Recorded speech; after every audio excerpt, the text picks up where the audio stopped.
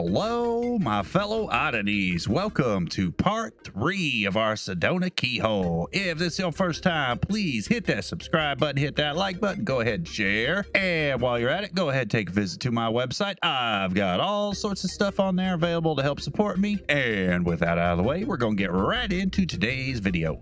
So today we are going to be finishing up these clouds and the sky, and then starting on this mountain range back here. I started off using some of these blues and purples and oranges just to get some of these darker tones fixed. I wanted to get these clouds a little bit brighter and more vibrant up front, so I mixed up a lot more yellow in there as well and some white just to get them a lot brighter and warmer. And from there, then I went through the pink part and added a little bit more pink, and then went on to do the mountain range. And from there I just used the purple and some whites and browns and blues to get a whole bunch of different shades before I went on to doing the trees, but I'll come back when we get closer to that.